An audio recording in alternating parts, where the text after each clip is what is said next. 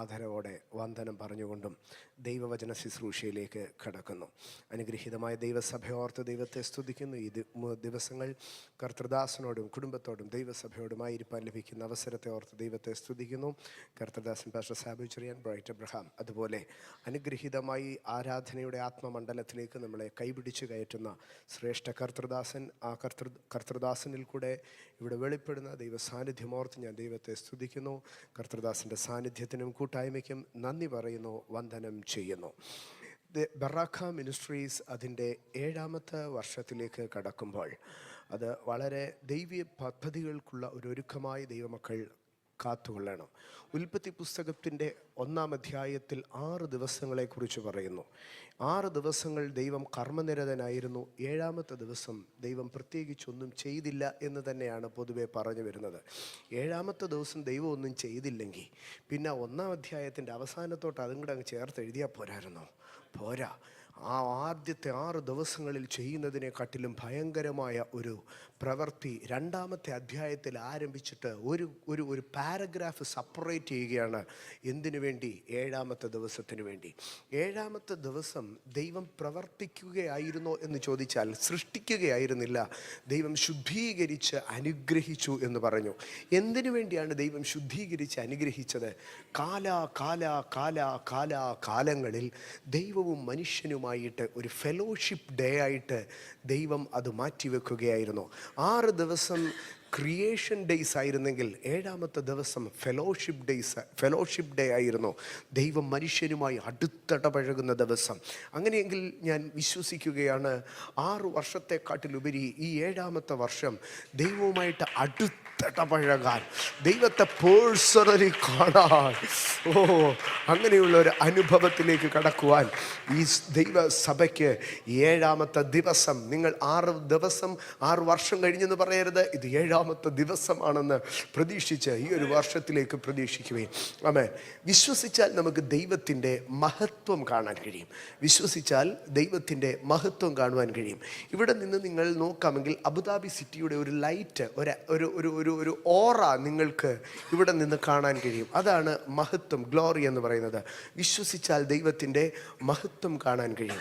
പക്ഷേ ഹൃദയശുദ്ധിയുള്ളവർ ഭാഗ്യവാന്മാർ. അവർ ദൈവത്തിൻ്റെ ഓറയല്ല കാണുന്നത്, ദൈവത്തെ തന്നെ നേരിട്ട് കാണും. ഇന്ന് രാത്രി ഞാൻ പറയട്ടെ, നമ്മൾ ദൈവത്തിൻ്റെ മഹത്വം കണ്ട് ഒതുങ്ങിപ്പോകേണ്ടവരല്ല, ദൈവത്തെ തന്നെ നേരിട്ട് കാണേണ്ടവരാകുന്നു. കഴിഞ്ഞ രാത്രി കർത്തൃദാസൻ പറയുമ്പോൾ പറഞ്ഞു, ഫെയ്ത്ത് എല്ലാവർക്കുമുണ്ട്, ഫെയ്ത്ത്ഫുൾനെസ് ഉള്ളവരെയാണ് ദൈവം തിരയുന്നതെന്ന്. അതെ, ഞാൻ പറയട്ടെ, വിശ്വാസമുള്ളവർക്ക് ദൈവത്തിൻ്റെ മഹത്വത്തെ കാണാം. പക്ഷേ വിശ്വസ്തതയും വിശുദ്ധിയും പുലർത്തുവാൻ ആഗ്രഹിക്കുന്നവർക്ക് ദൈവത്തെ കാണാം. ഇന്ന് രാത്രി ഞാൻ പറയട്ടെ, ദൈവത്തിൻ്റെ മഹത്വത്തെ കാണുന്നതിനെക്കാട്ടിലുപരി ദൈവത്തെ കാണുവാൻ നമുക്ക് കൃപ ലഭിക്കുമാറാകട്ടെ. യെഹെസ്കേൽ പ്രവചനം 1-ാം അധ്യായം 20-ാം വാക്യം, 2-ാം അധ്യായം 2-ാം വാക്യം, 3-ാം അധ്യായം 14-ാം വാക്യം. ഇങ്ങനെ 3 വാക്യങ്ങളിൽ കൂടെയാണ് നമ്മൾ ഈ ദിവസങ്ങളിൽ സഞ്ചരിക്കുന്നത്. കഴിഞ്ഞ 2 സെഷനുകളിലായി നമ്മൾ 1-ാം അധ്യായം 20-ാം വാക്യം അല്ലെങ്കിൽ 12-ാം വാക്യം തന്നെ ധ്യാനിച്ചുകൊണ്ടിരിക്കുകയായിരുന്നു. അത് നമുക്ക് നൽകിയത് ഒരു ചെറിയ ഒരു ദൂത് മാത്രമാണ്. എന്താണ് നമ്മളോട് പറഞ്ഞത്? Be a carrier of Holy Ghost. പരിശുദ്ധാത്മാവിന് പോകേണ്ട ഇടത്തൊക്കെ പോകുന്ന, പരിശുദ്ധാത്മാവിനെ അക്കമ്പനി ചെയ്യുന്ന, പരിശുദ്ധാത്മാവിനെ ഫോളോ ചെയ്യുന്ന, പരിശുദ്ധാത്മാവിനെ വഹിക്കുന്ന ഒരു വെഹിക്കിളായി, ഒരു കാരിയറായി നീ മാറുക. ആത്മാവിന് പോകേണ്ടുന്നിടത്തൊക്കെയും പോകുന്ന ഒരു ചക്രമായി, ഒരു ചാരിയറ്റായി നാം മാറുക എന്നുള്ളതായിരുന്നു ദൈവോദ്ദേശം എന്ന് നാം പഠിക്കുകയുണ്ടായി. ആത്മാവിന് പോകേണ്ട വിവിധ ഇടങ്ങളെ നാം പഠിക്കുകയുണ്ടായി. പ്രവാചകൻ പറയുകയാണ്, ആത്മാവ് എൻ്റെ മേൽ ആവസിക്കുന്നത് കൊണ്ട്, ഞാൻ ഒരു സ്പിരിറ്റ് കാരിയർ ആയിരിക്കുന്നത് കൊണ്ട് I have to set them free.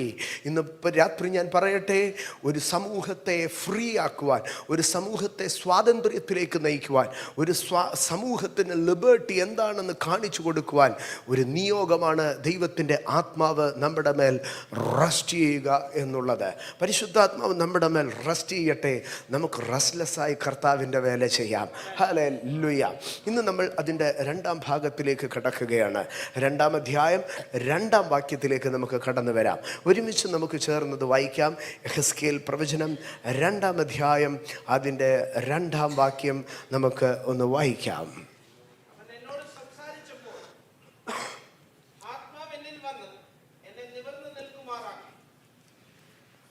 ആത്മാവ് എന്നിൽ വന്നു, എന്നെ നിവർന്ന് നിൽക്കുമാറാക്കി. ഒരുമിച്ചൊന്ന് ചേർന്ന് പറയാമോ? ആത്മാവ് എന്നിൽ വന്നു, എന്നെ നിവർന്ന് നിൽക്കുമാറാക്കി. ഇവിടെ നാം വായിക്കുമ്പോൾ ഈ യെഹെസ്കേൽ പ്രവാചകൻ ഈ ദർശനം കാണുമ്പോൾ യെഹെസ്കേൽ പ്രവാചകൻ്റെ കൺസെപ്റ്റുകൾ മുഴുവൻ പൊളിച്ചെഴുതുകയാണ്. ഒരു മനുഷ്യന് ദൈവിക എൻകൗണ്ടർ കിട്ടിയാൽ അവൻ്റെ കൺസെപ്റ്റ് പൊളിയും. കാരണം ഇസ്രായേലിൻ്റെ ആരാധനാ ഗീതങ്ങളിലൊക്കെ നമ്മൾ കേട്ടാൽ ഒരു ഭാഗമുണ്ട്, സിയോനിൽ വസിക്കുന്ന യഹോവേ സ്തുതി നിനക്ക് യോഗ്യം. ദൈവം യഹൂദ്യയിൽ പ്രസിദ്ധനാകുന്നു. ദൈവം സിയോനെ തൻ്റെ വാസസ്ഥലമായി തിരഞ്ഞെടുത്തിരിക്കുന്നു. അപ്പോൾ യഹൂദൻ്റെ അടുക്കൽ നിൻ്റെ ദൈവം എവിടെയെന്ന് ചോദിച്ചാൽ യഹോവ ഷമ്മ, യഹോവ അവിടെയുണ്ട് എന്നാണ് അവൻ പറഞ്ഞുകൊണ്ടിരിക്കുന്നത്. ദ ലോർഡ് ഈസ് ദയർ എന്നാണ് പറഞ്ഞത്. ആകയാൽ ഈ യെഹെസ്കേൽ പ്രവാചകൻ ദൈവാലയം വിട്ട് പിക്ചർ ഒന്ന് എടുക്കണേ, സോളമൻസ് ടെമ്പിൾ, ദൈവാലയം വിട്ട് 13 വയസ്സ് വരെ വളർത്തപ്പെട്ട ശലോമോൻ്റെ ദൈവാലയം നീണ്ട ദശാബ്ദത്തോളം കാലങ്ങൾ കൊണ്ട് പണിതെടുത്ത, അതിൻ്റെ തൊട്ടിപ്പുറത്തെ പിക്ചർ, പണിതെടുത്ത മനോഹരമായിരിക്കുന്ന ഈ ദൈവാലയത്തിൽ വളർന്ന, ഈ ദൈവാലയത്തിൻ്റെ ചുറ്റുവട്ടത്തിൽ വളർന്ന ഈ യെഹെസ്കേൽ പ്രവാചകൻ്റെ മനസ്സിനകത്തൊരു അറിവുണ്ട്. ഈ കൂടാരവാതിലിൽ കൂടെ 7-ാം മാസം 10-ാം തീയതി മഹാപുരോഹിതൻ രക്തവുമായി അകത്ത് കടന്നു പോകുമ്പോൾ അതിനകത്തൊരു കൃപാസനമുണ്ട്. ആ കൃപാസനത്തിന് മീതെ വിരിഞ്ഞിരിക്കുന്ന കെരൂബുകളുടെ ചിറകുകൾക്കകത്ത് ദൈവത്തിൻ്റെ തേജസ്സുണ്ട്. The Lord dwells in this temple. ദൈവം ഈ ആലയത്തിലുണ്ട് എന്നാണ് യെഹെസ്കേൽ പ്രവാചകൻ കേട്ടറിഞ്ഞിരുന്നത്. എന്നാൽ യെഹെസ്കേൽ പ്രവാചകൻ പ്രവാസത്തിൻ്റെ 5-ാം ആണ്ടിലേക്ക് വരുമ്പോൾ, ആലയം തകർക്കപ്പെടുന്ന കാലത്തിലേക്ക് വരുമ്പോൾ, യെഹെസ്കേൽ പ്രവാചകൻ്റെ മനസ്സിനകത്തൊരു ചോദ്യം ഉടലെടുക്കുകയാണ്. ഞാൻ ദൈവത്തിൽ നിന്ന് അകന്നുപോയല്ലോ. ദൈവം ഇന്ന് യെരൂശലേമിലാണ്. I cannot see God, I cannot meet him. എൻ്റെ ദൈവം ഞാനുമായി അകന്നുപോയി.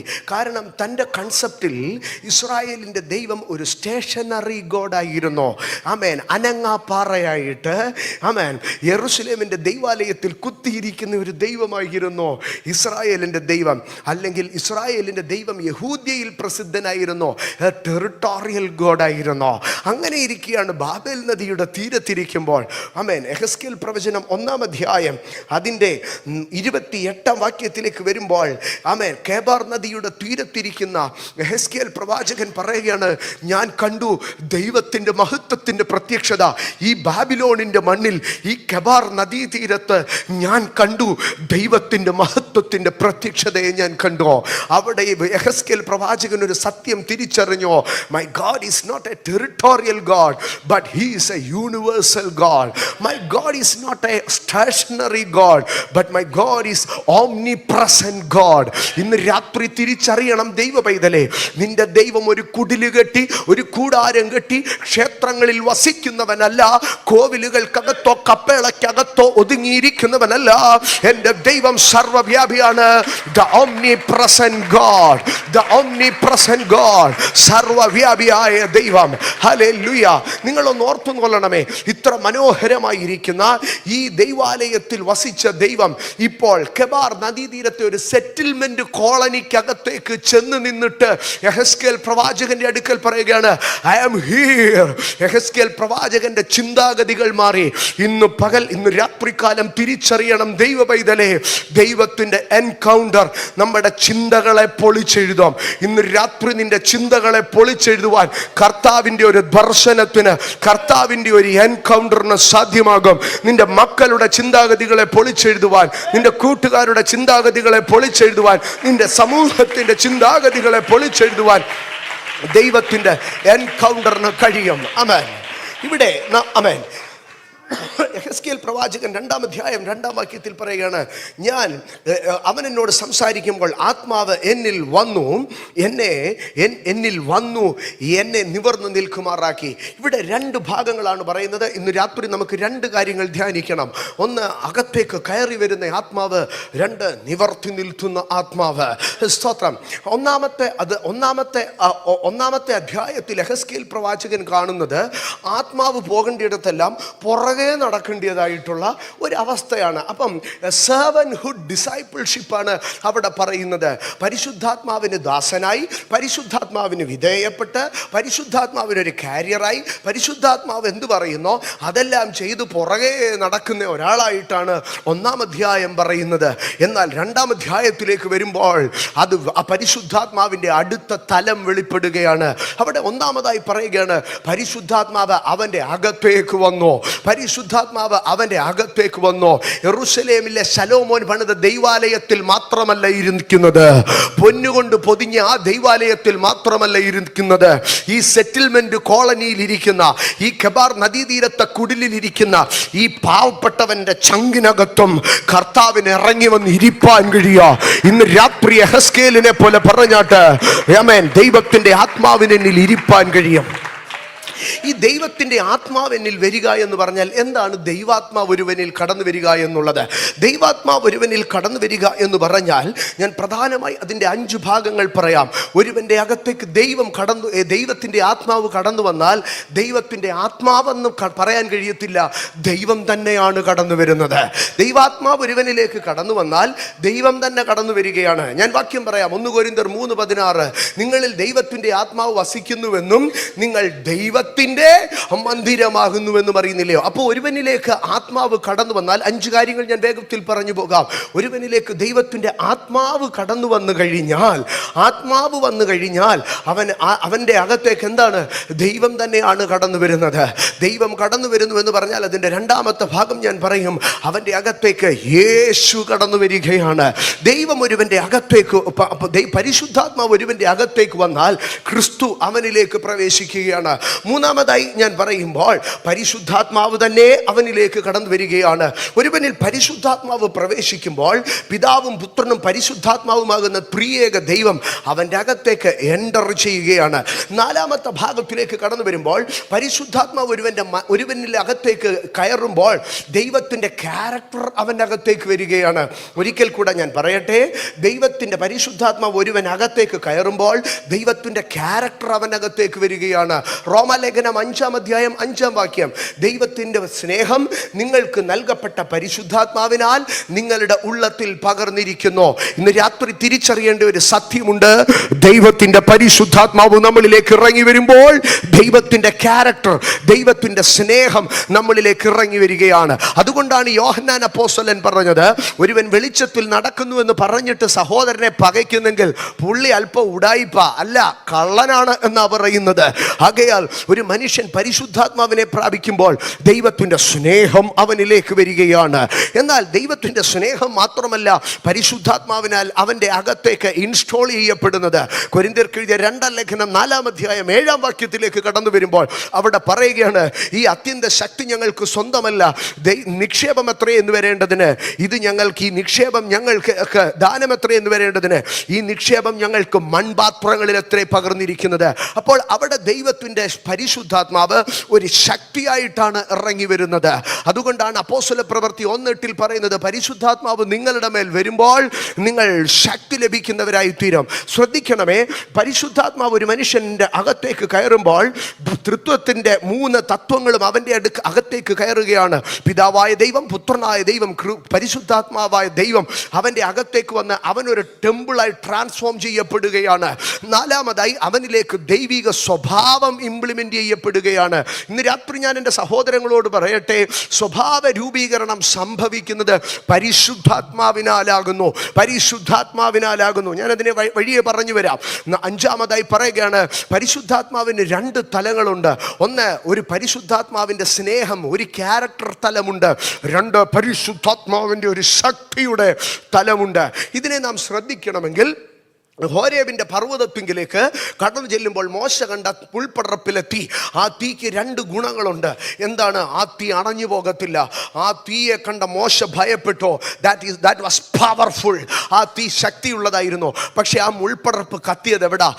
ആ തീ കത്തിയത് എവിടാ? മുൾപ്പടർപ്പിൽ. അത്ര നേരം കത്തിയിട്ടു ഈ മുൾപ്പടർപ്പ് വെന്തുപോയോ? ഇല്ല. ഇന്ന് രാത്രികാലം ഞാൻ പറയും, അത് ആ തീയുടെ സ്നേഹമായിരുന്നു. ഇത്ര കാലം ഈ തീ ഇറങ്ങിയിട്ടും ഈ മുൾപ്പടർപ്പ് കത്താതെ ഇന്നിവിടെ നിൽക്കുന്നതിൻ്റെ കാരണം ദൈവത്തിൻ്റെ സ്നേഹമാണ്, ദൈവത്തിൻ്റെ കരുണയാണ്, ദൈവത്തിൻ്റെ മനസ്സലിവാണ്. യെസ്, മുൾപ്പടർപ്പിനകത്ത് തീ ഇറങ്ങിയപ്പോൾ പുറത്തു നിന്നവർക്ക് ഭയം. പക്ഷെ മുൾപ്പടർപ്പ് പറയാ, ഇത്ര സ്നേഹമുള്ള ഒരു തീയെ എൻ്റെ ആയുസ്സിൽ ഞങ്ങളുടെ കുടുംബത്തിൽ ഒരാളും കണ്ടിട്ടില്ല. ഞങ്ങളുടെ കുടുംബത്തിൽ പലരുടെ അടുത്തൂടെ തീ പോയപ്പോഴത്തേക്ക് അത് കരിഞ്ഞുപോയി. പക്ഷേ ഈ എൻ്റെ മേലൊരു തീ ഇറങ്ങി. ആ തീ സ്നേഹമായിരുന്നോ? ഹോരേബിലെ മുൾപ്പടർപ്പിന് പറയാനൊരു സാക്ഷ്യമുണ്ട്. എന്താണ്? എൻ്റെ മേലിറങ്ങിയ തീ സ്നേഹത്തിൻ്റെ തീയായിരുന്നോ? പക്ഷെ മോശയുടെ അടുക്കൽ ചെന്ന് ഹോരേബിലെ തീ എന്ന് ചോദിച്ചപ്പോൾ അപ്പോ ഞാൻ പേടിച്ചു പോയി, ഞാൻ ചെരുപ്പൂരി മാറി നിന്നു. That was so fearful fire. ഭയപ്പെടുത്തുന്ന ഒരു തീയായിരുന്നോ? ആകയാൽ ദൈവത്തിൻ്റെ പരിശുദ്ധാത്മാവിന് എപ്പോഴും രണ്ട് സ്വഭാവങ്ങളുണ്ട്, ലവ് ആൻഡ് സ്ട്രെങ്ത്. ഇത് രണ്ടും ചേർന്ന് നിൽക്കും.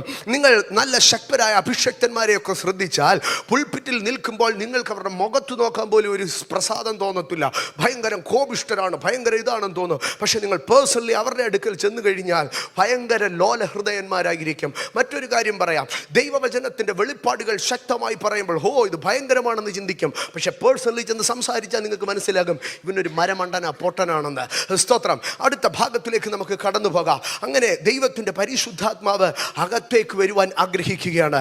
ഇന്ന് രാത്രികാലം ദൈവിക സ്വഭാവമായി, ദൈവിക ശക്തിയായി, പിതാവും പുത്രനും പരിശുദ്ധാത്മാവുമായി ദൈവം നിങ്ങളുടെ അകത്തേക്ക് വരുവാൻ ആഗ്രഹിക്കുന്നു. അല്ല, നമ്മളുടെ അകത്തേക്ക് വരുവാൻ ആഗ്രഹിക്കുന്നു. അങ്ങനെയെങ്കിൽ ചോദിക്കാം, ദൈവം എൻ്റെ അകത്തേക്ക് വരുവാൻ, ആത്മാവ് എൻ്റെ അകത്തേക്ക് വരുവാൻ ഞാൻ എന്താണ് ചെയ്യേണ്ടത്? What I have to do, what should I do? ഞാൻ എന്ത് ചെയ്താൽ ആത്മാവ് എൻ്റെ അടുക്കിലേക്ക് ഇറങ്ങി വരും? സഹോദരങ്ങളെ, അതിനൊന്നാമതായി നമുക്ക് ലൂക്കോസിൻ്റെ സുവിശേഷത്തിലേക്ക് കടന്നു പോകാം. ലൂക്കോസിൻ്റെ സുവിശേഷം 19-ാം അധ്യായം 5-ാം വാക്യത്തിലേക്ക് വരുമ്പോൾ, ലൂക്കോസിൻ്റെ സുവിശേഷം 19-ാം അധ്യായം 5-ാം വാക്യത്തിൽ നമുക്കൊരു മനുഷ്യനെ കാണുവാൻ കഴിയും. 19-ാം അധ്യായം ആരംഭിക്കുന്നതേ ആ ഒരു മനുഷ്യനെ കുറിച്ച് പറഞ്ഞ സഖായി എന്നൊരു മനുഷ്യൻ, നീളത്തിൽ കുറിയവനായ മനുഷ്യൻ. ആ മനുഷ്യൻ യേശുവിനെ കാണുവാൻ വേണ്ടി കാട്ടത്തിമേൽ കയറി. ഞാൻ കുഞ്ഞുങ്ങളുടെ അടുക്കലൊക്കെ ഒന്ന് ചോദിക്കട്ടെ, സക്കായിക്ക് എന്താ യേശുവിനെ കാണാൻ കഴിയാതിരുന്നത്? സക്കായിക്ക് എന്താ യേശുവിനെ കാണാൻ കഴിയാതിരുന്നത്? ആമേൻ. എല്ലാവരും പറയും നീളം കുറവായതുകൊണ്ടാന്ന്. ഞാൻ ചോദിക്കട്ടെ, നീളം കുറഞ്ഞാൽ കാഴ്ചയ്ക്ക് വല്ലതും കുഴപ്പം വരുമോ? നീളം കുറഞ്ഞാൽ കാഴ്ചയ്ക്കൊന്നും കുഴപ്പം വരത്തില്ല.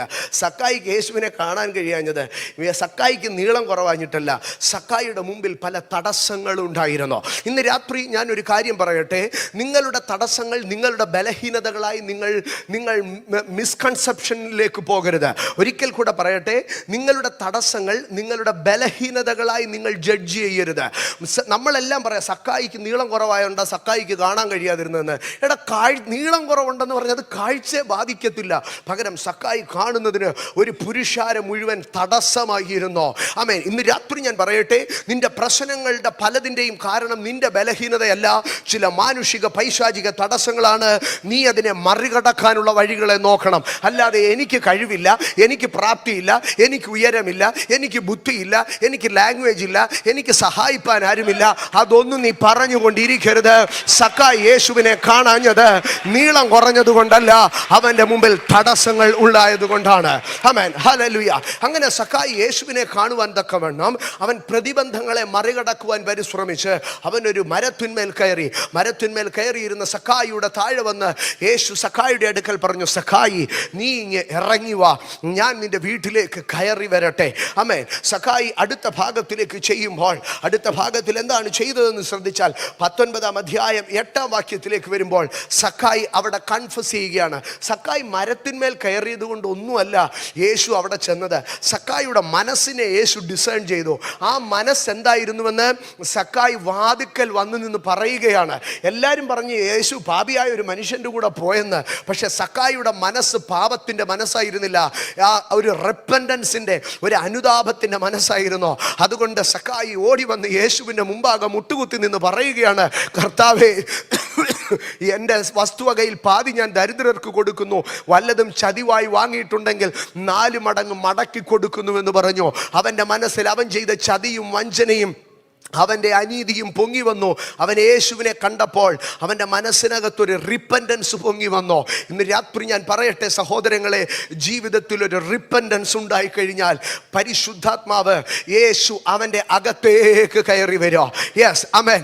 റിപ്പൻറ്റൻസ് ഉണ്ടെങ്കിൽ മാത്രമേ ഒരു മനുഷ്യന് തൻ്റെ ജീവിതത്തിലെ തെറ്റുകളെ ഗ്രഹിക്കുന്നവൻ മറഞ്ഞിരിക്കുന്ന തെറ്റുകളെ പോക്കി എന്നെ ശുദ്ധീകരിക്കണമേ, സ്വമേധാ പാപങ്ങളെ എന്നിൽ നിന്ന് അകറ്റണമേ.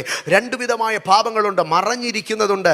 രണ്ട്, സ്വമേധയാ നമ്മൾ മനഃപൂർവ്വമായി ചെയ്തത്, ജീവിതത്തിൽ അറിഞ്ഞും അറിയാതെയും വന്നുപോയ തെറ്റുകളെ, കുറ്റങ്ങളെ കുറിച്ച് അതിനെ നീതീകരിക്കാതെ ന്യായീകരിക്കാതെ അപ്പൻ്റെ മുമ്പിലേക്ക് കടന്നു ചെന്ന് അപ്പാ പറ്റിപ്പോയി എന്ന് പറയുവാൻ ഒരു മനസ്സുണ്ടെങ്കിൽ, ആമേൻ ആമേൻ, എ മൈൻഡ് ഓഫ് റിപ്പൻറ്റൻസ്, ആമേൻ, അതുണ്ടെങ്കിൽ കർത്താവ് നിങ്ങളുടെ വീട്ടിനകത്തേക്ക് കയറി വരും. ഇന്ന് രാത്രികാലം ഞാൻ പറയട്ടെ, ജീവിതത്തിൽ പരിശുദ്ധാത്മാവിൻ്റെ സ്വാധീനത്തിന് പൂർണ്ണമായി നിങ്ങൾ ഇടം കൊടുക്കാത്ത ഏതെങ്കിലും ഒരു ജസ്റ്റിഫിക്കേഷൻ, സെൽഫ് ജസ്റ്റിഫിക്കേഷൻ നിങ്ങളുടെ ജീവിതത്തിലുണ്ടെങ്കിൽ ലീവ് ഇറ്റ്. പരിശുദ്ധാത്മാവ് നമ്മളിലേക്ക് വരട്ടെ. നമ്മളൊന്നുമല്ല എന്ന് ദൈവത്തിൻ്റെ സന്നിധിയിൽ സമർപ്പിച്ച് എവിടെ മാനസാന്തരപ്പെടണമോ, എവിടെ താഴണമോ, എവിടെ റീകൺസൈൽ ചെയ്യപ്പെടണമോ അവിടെ നമുക്ക് കർത്താവിൻ്റെ അടുക്കലേക്ക് കടന്നു വരാം സഹോദരങ്ങളെ. ഇനിയും അടുത്തതായിട്ട് യേശു അവൻ്റെ വീട്ടിലേക്ക് കയറി ചെല്ലുകയാണ്. യേശു ഒരു വീട്ടിലേക്ക് കടന്നു ചെന്നു എന്ന് പറഞ്ഞാൽ എന്താണ് അതിൻ്റെ അനദർ മീനിങ്? 19-ാം അധ്യായം 9-ാം വാക്യത്തിലേക്ക് വരുമ്പോൾ അവിടെ പറയുകയാണ്, യേശു അവനോട്, ആമേൻ, ഇവനും അബ്രഹാമിൻ്റെ മകനാകയാൽ ഇന്ന് ഈ വീട്ടിൽ യേശു വന്നു എന്നല്ല എഴുതിയിരിക്കുന്നത്, ഈ വീട്ടിന് രക്ഷ വന്നു എന്നാണ് എഴുതിയിരിക്കുന്നത്. അങ്ങനെയെങ്കിൽ ഇന്ന് രാത്രി ഞാൻ പറയും, Jesus is equal to salvation. യേശുവിന് വേറൊരു പേര് പറയാൻ കഴിയുമെങ്കിൽ അവൻ തൻ്റെ ജനത്തെ പാപങ്ങളിൽ നിന്ന് രക്ഷിപ്പാൻ ഇരിക്കൊണ്ട്, രക്ഷിക്കുന്നവനാകൊണ്ട്, രക്ഷകൻ എന്നർത്ഥമുള്ള യേശു എന്ന് പേർ വിളിക്കണം. യേശു പറയുകയാണ്, ഈ വീട്ടിലേക്ക് യേശു വന്നു എന്ന് പറ, ഈ വീട്ടിലേക്ക് രക്ഷ വന്നു എന്ന് പറ. ഇന്ന് രാത്രികാലം എന്നെ കേൾക്കുന്ന എൻ്റെ സഹോദരങ്ങളെ, എപ്പോൾ ഒരു മനുഷ്യൻ സാൽവേഷൻ പ്രാപിക്കുന്നുവോ അപ്പോൾ അവൻ യേശുവിനെ റിസീവ് ചെയ്യുകയാണ്. ഇന്ന് രാത്രികാലം ഞാൻ തിരിച്ചു പറയട്ടെ, എപ്പോൾ ഒരു മനുഷ്യൻ യേശുവിനെ സ്വീകരിക്കുന്നോ അപ്പോൾ അവൻ്റെ ലൈഫ് സേവ് ആവുകയാണ്. ആമേൻ. യേശുവിനെ എങ്ങനെയാണ് അവൻ സ്വീകരിക്കുന്നത്? Accept him as the Lord and saviour. ആമേൻ. യേശുവിനെ സ്വീകരിക്കുമ്പോൾ രണ്ടു വിധത്തിൽ സ്വീകരിക്കണം. ആമേൻ. പഴയ ഒരു മലയാളം പാട്ടുണ്ട്, രക്ഷക, യേശുവിനെ രക്ഷക. എൻ്റെ സഹോദരങ്ങളെ, യേശുവിനെ രക്ഷകനായിട്ട് എത്ര പേർക്ക് വേണമെങ്കിലും വിളിക്കാൻ കഴിയും. പക്ഷേ before accepting him as a saviour നമ്മൾ ചെയ്യേണ്ട ഒരു വിഷയം, accept him as the Lord and saviour. യേശുവിനെ കർത്താവും രക്ഷിതാവുമായി സ്വീകരിക്കുക. യേശുവിനെ കർത്താവും രക്ഷിതാവുമായി സ്വീകരിക്കുക. കർത്താവും രക്ഷിതാവുമായി സ്വീകരിക്കുക. അതുകൊണ്ടല്ലേ ആ മനുഷ്യൻ, ആമേൻ, രക്ഷയ്ക്കായി താൻ ഏറ്റുപറയുന്നതിന് മുമ്പേ യേശുവിനെ എന്താ വിളിക്കുന്നത്? കർത്താവേ എന്നാ വിളിക്കുന്നത്. 8-ാം വാക്യത്തിൽ സക്കായി ആദ്യം അവിടെ കൺഫസ് ചെയ്യുന്നത് എന്താണ്? സക്കായി ആദ്യം അവിടെ കൺഫസ് ചെയ്യുന്നത് യു ആർ ലോർഡ്, നീ കർത്താവാകുന്നു എന്ന് പറഞ്ഞിട്ട് അടുത്തതായിട്ട് പറയുകയാണ്, ഞാൻ പാപം ചെയ്തു, save me from my sin. ഇന്ന് രാത്രികാലം എന്നെ കേൾക്കുന്നവരാരെങ്കിലും ഹൃദയത്തിൻ്റെ ആഴത്തിൽ നിന്ന് യേശുവിനെ കർത്താവും രക്ഷിതാവുമായി സ്വീകരിച്ചിട്ടില്ലെങ്കിൽ ഇന്ന് രാത്രികാലം നിങ്ങളുടെ വായ് തുറന്ന് യേശുവിൻ്റെ പൊന്നുമുഖത്തേക്ക് നോക്കി വായ് തുറന്ന് പറയണം, കർത്താവായ യേശുവേ, യേശുവേ, ഞാൻ അങ്ങേ കർത്താവും രക്ഷിതാവുമായി സ്വീകരിക്കുന്നു. ലോകരക്ഷകനായിട്ടല്ല, എൻ്റെ രക്ഷകനായി, എൻ്റെ കുടുംബത്തിൻ്റെ രക്ഷകനായി, എൻ്റെ രക്ഷകനായി ഞാൻ അങ്ങേ സ്വീകരിക്കുന്നു എന്ന് പറയുക. അങ്ങനെ ഒരു മനുഷ്യൻ യേശുവിൻ്റെ അടുക്കൽ ഏറ്റുപറയുമ്പോൾ യേശു അവൻ്റെ വീട്ടിലേക്ക് കയറി വരികയാണ്. ആത്മാവ് അവൻ്റെ അടുക്കലേക്ക് കയറി വരികയാണ്. വെളിപ്പാട് പുസ്തകം 3:20 അതാണ് പറയുന്നത്, ഇതാ ഞാൻ വാതിൽക്കൽ നിന്ന് മുട്ടുന്നു, ആരെങ്കിലും എൻ്റെ ശബ്ദം കേട്ടാൽ, ആരെങ്കിലും എൻ്റെ ശബ്ദം കേട്ടാൽ ഞാൻ അവൻ്റെ അടുക്കലേക്ക് വരുമോ, ഞാൻ അവൻ്റെ അകത്തേക്ക് കയറി വരുമോ, അവൻ എന്നോടും ഞാൻ അവനോടും കൂടെ ഇരുന്ന് ഒരുമിച്ച് ഞങ്ങളൊരു ഫെലോഷിപ്പ് ആരംഭിക്കും. ഇന്ന് രാത്രികാലം നിങ്ങളുടെ ഡോറിൽ ഒരു നോക്കിംഗ് സൗണ്ട് കേൾക്കുന്നുണ്ടോ? ആമേൻ. അടഞ്ഞു കിടക്കുന്ന വാതിലുകൾ, നിങ്ങൾക്ക് തുറക്കാൻ കഴിയാത്ത വാതിലുകൾ യേശു അത് തുറന്നു തരികയാണ്. എൻ്റെ സഹോദരങ്ങളെ, ഞാൻ മുൻപേ പറഞ്ഞല്ലോ, ഒരു മനുഷ്യൻ്റെ ജീവിതത്തിലെ സ്വഭാവം യേശു കടന്നു വരുമ്പോഴാണ് രൂപീകരിക്കപ്പെടുന്നത്. യേശുവാണ് ഒരു മനുഷ്യൻ്റെ സാങ്ക്ടിറ്റിയെ നൽകുന്നത്. ഞാനതിനൊരു വാക്യം പറയാം. 2 കൊരിന്ത്യർ 1:12 പലപ്പോഴും നമ്മൾ വായിച്ചിട്ടുള്ള വേദഭാഗമാണ്. പക്ഷെ നിങ്ങളിൽ എത്ര പേർ അതിനെ അങ്ങനെ ഉൾക്കൊണ്ടിട്ടുണ്ടെന്ന് എനിക്കറിയത്തില്ല. 2 കൊരിന്ത്യർ 1:12 അവിടെ പറയുകയാണ്, ഞങ്ങൾ ലോകത്തിൽ വിശേഷാൽ നിങ്ങളോട് ജഡജ്ഞാനത്തിലല്ല ദൈവകൃപയിലത്രേ. അടുത്ത ഭാഗം ഒരുമിച്ചൊന്ന് പറഞ്ഞേ, ദൈവം നൽകുന്ന വിശുദ്ധിയിലും നിർമ്മലതയിലും പെരുമാറിയിരിക്കുന്നു. കണ്ടോ, പെരുമാറ്റത്തെ മാറ്റുന്ന ഒരു സാങ്ക്ടിറ്റി ദൈവം നൽകുന്നു.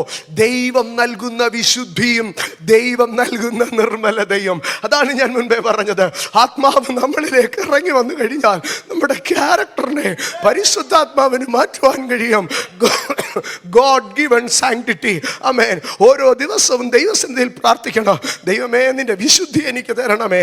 ദൈവമേ, നിന്റെ നിർമ്മലത എനിക്ക് തരണമേ. ദൈവമേ, നിന്റെ സ്വഭാവം എനിക്ക് തരണമേ. നാഗൽ സായിപ്പ് പറഞ്ഞതുപോലെ പറയണം. യേശുവേ, നിന്റെ രൂപമേ എൻ്റെ കണ്ണുകൾക്ക് ഇഷ്ടമാ. ശിഷ്യനാകുന്ന എന്നെ അങ്ങേപോലെ ആക്കണേ. രാത്രി മുഴുവൻ പ്രാർത്ഥിച്ച കർത്താവേ, അങ്ങേപോലെ പ്രാർത്ഥിക്കുക. ക്ഷമിച്ച കർത്താവേ, അങ്ങേപോലെ ക്ഷമിക്കുക. കർത്താവേ, വിനയമുള്ള കർത്താവേ, അങ്ങേപോലെ വിനയപ്പെടുവാൻ. ദാസനെ പോലെ വേഷമെടുത്ത യേശുവപ്പായെ, അങ്ങേപോലെ താഴുവാൻ. അങ്ങയുടെ മനോവിനയം, ഗിവ് മീ ദ സാങ്ക്ടിറ്റി. എന്നെ അങ്ങേപോലെ ആക്കണമേ. എൻ്റെ സഹോദരങ്ങളെ, നമുക്ക് ആർക്കും നമ്മളെ തന്നെ വിശുദ്ധീകരിക്കുവാൻ പൂർണ്ണമായി കഴിയുകയില്ല. ദൈവത്തിൽ നിന്ന് ജനിച്ചവനെല്ലാം തന്നെത്താൻ സൂക്ഷിക്കുകയും വിശുദ്ധൻ തന്നെത്താൻ വിശുദ്ധീകരിക്കുകയും ചെയ്യും. പക്ഷേ ഞാൻ പറയട്ടെ, ഒരു ദൈവം വിശുദ്ധീകരിച്ചവന് മാത്രമേ അവൻ്റെ വിശുദ്ധിയെ സൂക്ഷിപ്പാൻ കഴിയുകയുള്ളൂ. ഇന്ന് രാത്രി ഞാൻ ആവർത്തിച്ചു പറയുകയാണ്, ബി ക്ലെൻസ്ഡ് ബൈ ഗോഡ്. ദൈവം ഒരു മനുഷ്യനെ ശുദ്ധീകരിക്കുന്നത് പ്രധാനമായി 3 ഭാഗങ്ങളാണ്. 4മതൊരു ഭാഗം കൂടെ ഞാൻ പറയാം. ഒന്ന്, കർത്താവായ യേശുവിൻ്റെ രക്തം സകല പാപവും പോക്കി നമ്മെ ശുദ്ധീകരിക്കുന്നു.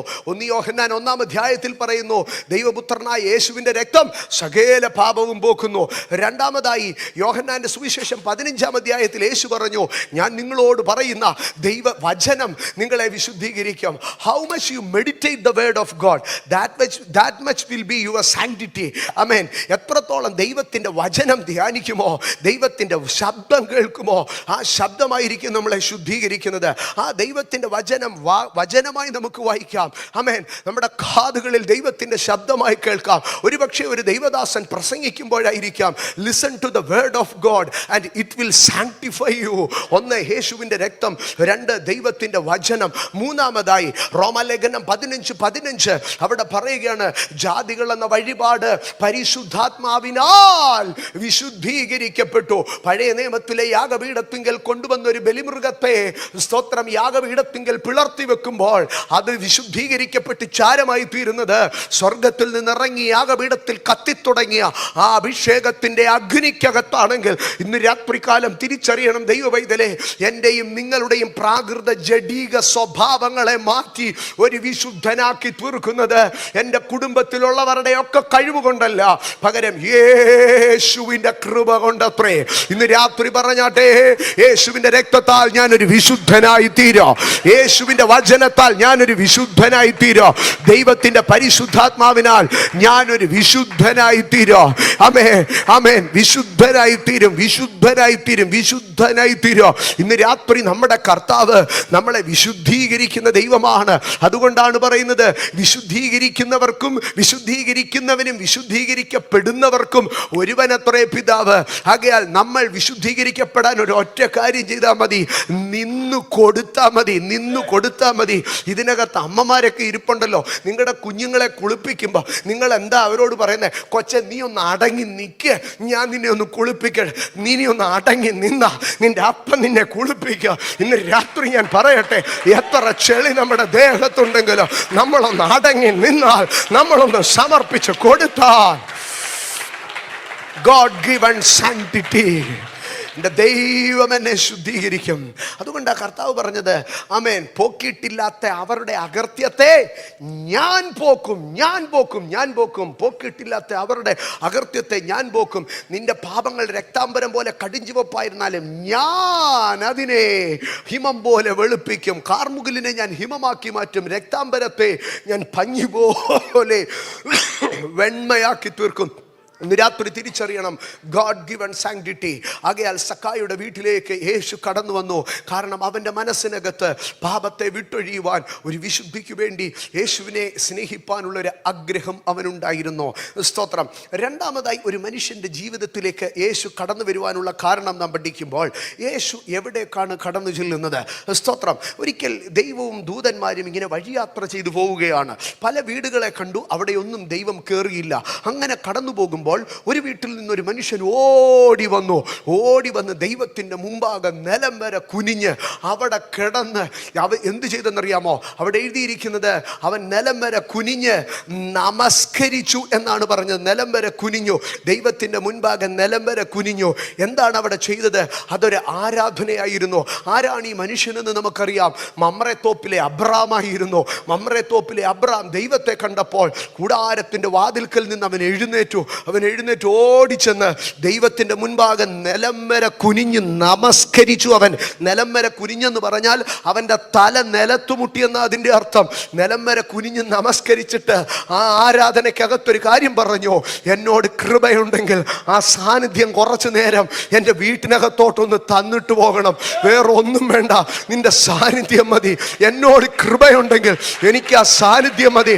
വർഷങ്ങളേറെ കഴിഞ്ഞ് ഇതേ ഇസ്രായേലിൻ്റെ നടുവിൽ നിന്ന് മോശ തിരിച്ചു പറഞ്ഞു: കർത്താവേ, എന്നോട് കൃപയുണ്ടെങ്കിൽ നിന്റെ സാന്നിധ്യം എനിക്ക് തരണമേ. ആമേ. അബ്രഹാം അവിടെ നിന്നങ്ങോട്ട് ദൈവത്തെ നിലം വരെ കുനിഞ്ഞ് ആരാധിച്ച ഉടനെ ദൈവം എന്ത് ചെയ്തെന്നറിയാമോ? അബ്രഹാം എന്താ പറഞ്ഞെന്നറിയാമോ? ഈ വൃക്ഷത്തിന്റെ തണലിൽ ഇവിടെ ഒന്ന് ഇരിക്കാനാ പറഞ്ഞത്. പക്ഷേ ദൈവം അബ്രഹാമിന്റെ അടുക്ക ചോദിച്ചോ, ഓക്കെ, നിന്റെ വർഷിപ്പിനെ ദൈവം അബ്രഹാമിന്റെ വർഷിപ്പിനെ കണ്ടപ്പം പറഞ്ഞു: നീ പറഞ്ഞിടത്ത് ഞാൻ ഇരിക്കാം, പക്ഷേ എനിക്ക് നിന്റെ സാന്നിധ്യം, എനിക്ക് എൻ്റെ സാന്നിധ്യത്തെ, എൻ്റെ സാന്നിധ്യത്തിൻ്റെ ശക്തിയെ ഇവിടെ എനിക്ക് കുറച്ച് ഇമ്പാർട്ട് ചെയ്യാനുണ്ട്. ഇവിടെ എനിക്ക് എൻ്റെ പ്രവൃത്തി വെളിപ്പെടുത്താനുണ്ട്. നിന്റെ കൂടാരത്തിൻ്റെ വാതിൽ തുറക്ക്, ഞാനങ്ങോട്ട് കയറി വരട്ടെ. നിന്റെ ഭാര്യ സാറായെ വിളിക്ക്, എനിക്ക് നിന്റെ വീട്ടിനകത്തേക്ക് കയറി വരണം. ഇന്ന് രാത്രി ഞാൻ പറയട്ടെ സഹോദരങ്ങളെ, ആരാധിക്കുന്നവൻ്റെ വീട്ടിലേക്ക് ദൈവത്തിൻ്റെ സാന്നിധ്യം കയറി വരും. ആരാധിക്കുന്നവൻ്റെ വീട്ടിലേക്ക് ദൈവത്തിൻ്റെ വാഗ്ദത്തം കയറി വരും. ആരാധിക്കുന്നവൻ്റെ വീട്ടിലേക്ക് ദൈവത്തിൻ്റെ വിടുതൽ കയറി വരും. ആരാധിക്കുന്നവൻ്റെ വീട്ടിലേക്ക് ദൈവത്തിൻ്റെ മഹത്വം കയറി വരും. പ്രസംഗം അധികമായാൽ അധിക പ്രസംഗമാവും. ഏതൊരു കാര്യവും ഒരു ലിമിറ്റിലേ ആകാവൂ. പക്ഷെ ബൈബിളിൽ കവിഞ്ഞിരിക്കാൻ പറഞ്ഞ ഒരൊറ്റ വിഷയമേ ഉള്ളൂ, ലിമിറ്റില്ലാത്ത ഒരൊറ്റ വിഷയം: സ്തോത്രത്തിൽ കവിഞ്ഞിരിപ്പിൻ. ആമേൻ. സ്തോത്രത്തിൽ കവിഞ്ഞിരിപ്പിൻ. എല്ലാറ്റിനും ഒരു ലിമിറ്റുണ്ട്. പക്ഷെ ലിമിറ്റില്ലാത്ത ഒരൊറ്റ കാര്യമേ ഉള്ളൂ, ആരാധനയാണ്. ഇന്ന് രാത്രി എന്നെ കേൾക്കുന്ന ദൈവപൈതലേ, എത്രത്തോളം നിനക്ക് ആരാധിക്കാനുള്ള മനസ്സുണ്ടോ, ആ ആരാധിക്കാനുള്ള മനസ്സ് കണ്ട് ദൈവം നിൻ്റെ അടുക്കലേക്ക് ഇറങ്ങി വരും. അപ്പോൾ ഒരു ചോദ്യം വരാം: അഭിഷേകം പ്രാപിച്ചു കഴിഞ്ഞ് പിന്നെ ഈ പറയുന്ന പോലെയൊക്കെ കിടന്ന് ആരാധിക്കേണ്ടി ഉണ്ടോയെന്ന്. എൻ്റെ സഹോദരങ്ങളെ, അല്ലെങ്കിൽ രക്ഷിക്കപ്പെട്ട് കഴിഞ്ഞാൽ പിന്നെ ഇങ്ങനെയൊക്കെ ആരാധിക്കേണ്ട കാര്യമുണ്ടോ? മനസ്സുകൊണ്ടൊക്കെ ദൈവത്തെ സ്വീകരിച്ചു, പിന്നെ ഇങ്ങനെയൊക്കെ അങ്ങ് കിടന്ന് ബഹളം വെക്കേണ്ട കാര്യമുണ്ടോ എന്ന്. എൻ്റെ സഹോദരങ്ങളെ, ലൂക്കോസിൻ്റെ സുവിശേഷം 7-ാം അധ്യായം, ബഥാന്യയിൽ കുഷ്ഠരോഗിയായ ശിമോൻ എന്നൊരു മനുഷ്യനുണ്ടായിരുന്നു. അവൻ്റെ വീട്ടിലേക്ക് യേശു കടന്നു ചെന്നോ. യേശു അവിടെ കടന്നു ചെന്ന് പന്തിക്കിരുന്നോ. യേശുവിൻ്റെ പുറകിലെ ഒരു സ്ത്രീ ചെന്നോ. അവളുടെ കണ്ണുകൾ നിറഞ്ഞൊഴുകി. അവൾ ആ കണ്ണുനീര് കൊണ്ട് യേശുവിൻ്റെ കാല് നനച്ചു. അവളുടെ മുടിക്കത്തഴിച്ച് അവൾ യേശുവിൻ്റെ കാല് തുവർത്തി. അവൾ ഹിമാലയ സാനുക്കളിൽ നിന്ന് കൊണ്ടുപോയ സ്വച്ഛ ജടാമാംസി തൈലം പൊട്ടിച്ചൊഴിച്ച് അവിടെ മുഴുവൻ മണത്തെ അവിടെ വ്യാപരിക്കുവാൻ തുടങ്ങി. ശിമോൻ്റെ മനസ്സറിഞ്ഞിട്ട് യേശു ഒരു വാക്ക് പറഞ്ഞു: ശിമോനെ, നീ എന്നെ ക്ഷണിച്ചു, സത്യവാ, ഞാൻ നിൻ്റെ വീട്ടിൽ കയറി വന്നു. പക്ഷേ നീ എൻ്റെ കാലിന് വെള്ളം തന്നില്ല, നീ എൻ്റെ കാല് തുവർത്തിയില്ല. പക്ഷെ ഞാൻ വന്നപ്പം തുടങ്ങി ഇവളെൻ്റെ പുറകെ നിൽക്കുക. അവളുടെ കണ്ണിലെ ഓരോ തുള്ളി കണ്ണുനീരും എൻ്റെ കാലിൽ വീഴുന്നത് ഞാൻ സെൻസ് ചെയ്തുകൊണ്ടിരിക്കുക. അവളുടെ തല എൻ്റെ കാലയിൽ ഉരുമുന്നത്, അവളുടെ തലമുടി എൻ്റെ കാലയിൽ ഉരുമുന്നത് ഞാൻ സെൻസ് ചെയ്തുകൊണ്ടിരിക്കുക. ഇന്ന് രാത്രി ഞാൻ പറയട്ടെ, യേശുവിനെ റിസീവ് ചെയ്തോന്നുള്ളതല്ല വിഷയം. How you treat the Holy Spirit. നീ പരിശുദ്ധാത്മാവിനെ മേടിച്ചു, നീ യേശുവിനെ മേടിച്ചു, പക്ഷെ നീ പരിശുദ്ധാത്മാവിനെ, He's a gentle dove. He's a gentle dove. നമ്മൾ ഒറ്റ വാക്യത്തിൽ പറയും, പരിശുദ്ധാത്മാവിനെ ദുഃഖിപ്പിക്കരുത്. ഞാൻ ഏതായാലും പരിശുദ്ധാത്മാവിനെ ഒന്നും പറയാനും പോകുന്നില്ല, എടുക്കാനും പോകുന്നില്ല, ദുഃഖിപ്പിക്കാനും പോകുന്നില്ല. No, how you treat the Holy Spirit. പരിശുദ്ധാത്മാവിനെ നമ്മൾ, യേശു പറയാ, നീ എന്നെ വിളിച്ച് വീട്ടിൽ കയറ്റിയിരുത്തി, പക്ഷേ പുറയിലൊരുത്ത് നിൽക്കുന്നുണ്ടോ? അവളെൻ്റെ സാന്നിധ്യത്തിൽ തന്നെ നിൽക്കുക. അവളുടെ കണ്ണുനീർ എൻ്റെ കാലെ വീഴുക.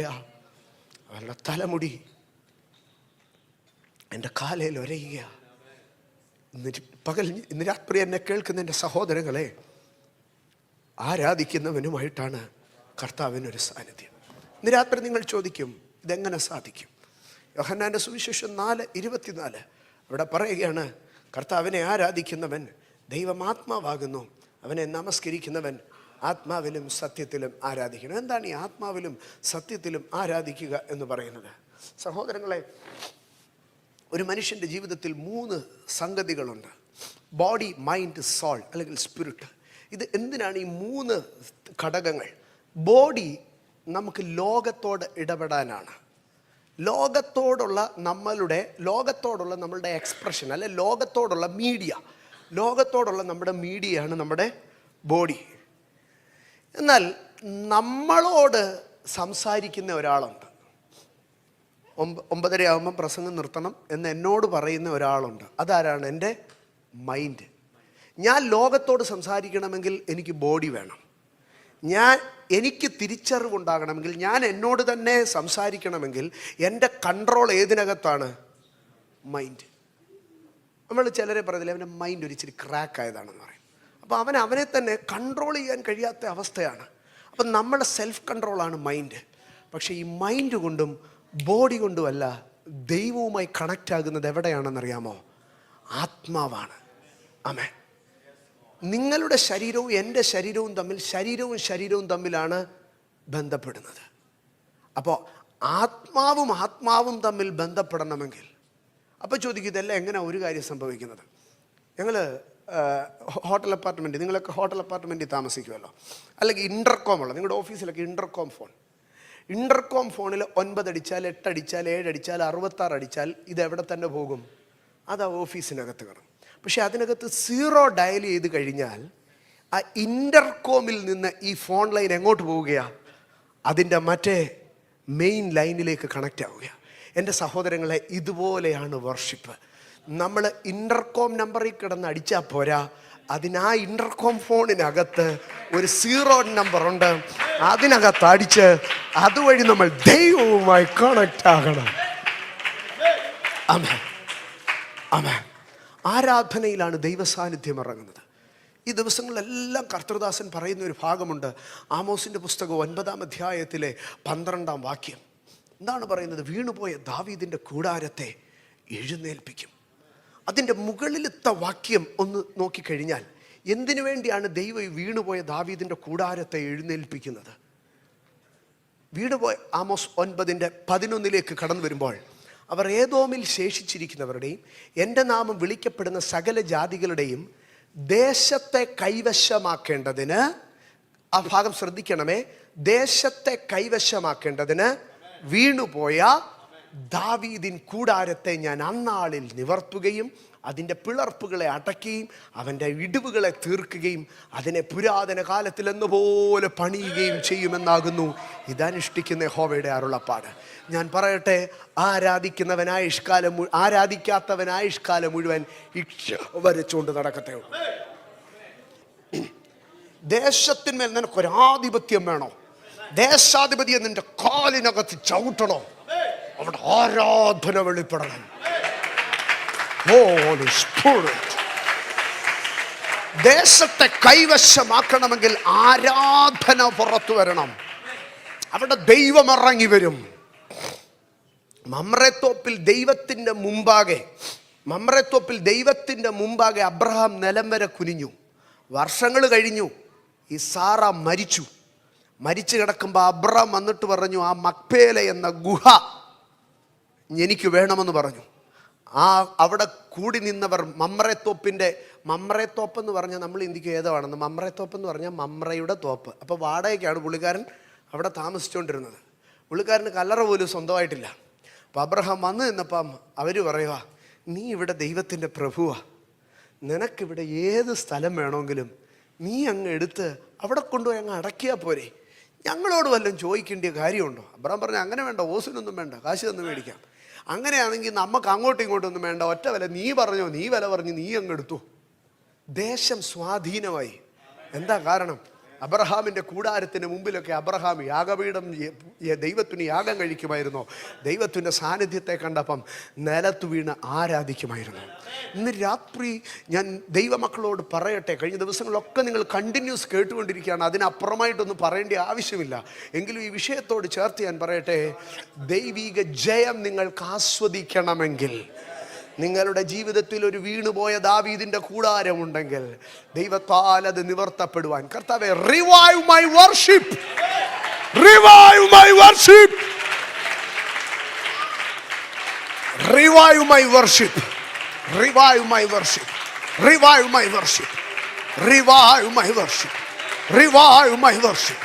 എൻ്റെ ആരാധനാ രീതിയെ മാറ്റണം, എൻ്റെ ആരാധനാ രീതിയെ. ഞാൻ നിങ്ങളെ ഒത്തിരി സ്നേഹിക്കുന്നു. കാരണം പലയിടങ്ങളിലും നമ്മൾ ആരാധനയ്ക്ക് ചെന്ന് കഴിഞ്ഞാൽ എന്തതിശയമേ ദൈവത്തിൻ സ്നേഹം എത്ര മനോഹരമേ, ഇങ്ങനത്തെ ഒത്തിരി ഇടങ്ങളിൽ കാണും. ഇനി ഒരിക്കലും ദൈവം ഈ ചർച്ചിലോട്ട് വരാൻ ഇടവരില്ലേ എന്ന് പറഞ്ഞ് നമ്മൾ അവിടുന്ന് സൈഡിൽ കിടന്നു പോകും. കാരണം ഈ ആരാധന എന്താ, കർത്താവേ ഞങ്ങൾ 8 മണിക്ക് മീറ്റിംഗ് തുടങ്ങും, 9 മണിക്ക് മീറ്റിംഗ് നിർത്തും, വല്ലതും ചെയ്യാനുണ്ടെങ്കിൽ ഇതിനകത്ത് വന്ന് ചെയ്തിട്ട് പൊക്കോണം. യെസ്, 7:43 എന്നൊരു സമയമുണ്ടെങ്കിൽ മണിയടിക്കും, തമ്പുരാൻ്റെ കൗണ്ടർ ഞങ്ങൾ ക്ലോസ് ചെയ്യും. പിന്നെ ആരാധന വേണമെങ്കിൽ കർത്താവ് വേറെ ഏതെങ്കിലും ചർച്ചിൽ പൊക്കണം, ഞങ്ങളുടെ കൗണ്ടർ 7:40 വരെ കിട്ടത്തുള്ളൂ. നോ, എൻ്റെ സഹോദരങ്ങളെ, സെറാഫുകളും കെരൂബുകളും നിർത്താതെ ആരാധിക്കുന്ന ആരാധനയിൽ ഞാൻ എൻ്റെ ചർച്ചിൽ പറയും, ഇപ്പോൾ പിക്സൽ 8 എന്ന് പറഞ്ഞ്, ഞാൻ പെട്ടെന്ന് മുമ്പോട്ട് പോട്ടെ, പിക്സൽ 8 എന്ന് പറഞ്ഞൊരു ഫോൺ വന്നു. അതിൻ്റെ ഏറ്റവും വലിയൊരു ഇതെന്ന് പറഞ്ഞാൽ നോയിസ് കട്ടിംഗ് ആണ്. അതിൻ്റെ പരസ്യം നിങ്ങൾ കണ്ടു കാണും. ഊഞ്ഞാലിലിരുന്നൊരു കുഞ്ഞ് ആടുന്നു, അതിൻ്റെ കൂർക്കമരിയുടെ ശബ്ദം കേൾക്കുന്നു, ഊഞ്ഞാലിൻ്റെ ശബ്ദം കട്ട് ചെയ്യുന്നു. ഞാൻ അഡ്വർടൈസ്മെൻറ്റ് കണ്ടപ്പോൾ ഭയങ്കരമായ ഒരു കാര്യം എന്നെ ചിന്തിപ്പിച്ചു കേട്ടോ. ഒരു ഫോണിനകത്ത് ഈ ഫിൽറ്ററിങ് ഉണ്ടെങ്കിൽ ദൈവത്തെ ആരാധിക്കുന്ന സ്വർഗത്തിലേക്ക് ഇങ്ങനൊരു ഫിൽറ്റർ കാണും. നല്ല സ്തുതിയും സ്തോത്രവും ഒക്കെ സ്വർഗത്തിൽ ചെല്ലും, അല്ലാതെ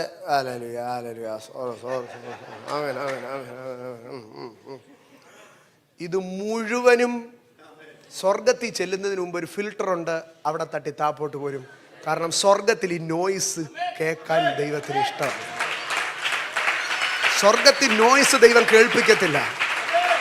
ഞാൻ പറയട്ടെ, പല വർഷിപ്പ് സൗണ്ടുകളും ഇന്ന് ഡെബ്രി ആയിട്ട് അറ്റ്മോസ്ഫിയറിൽ അലയുകയാ. ഹൃദയത്തിന്റെ ആഴത്തിൽ നിന്ന് ചങ്ക് തുറന്ന് ആത്മാവിൽ ആരാധിക്കുന്ന ആരാധന മതി എന്റെ ദൈവത്തിന്.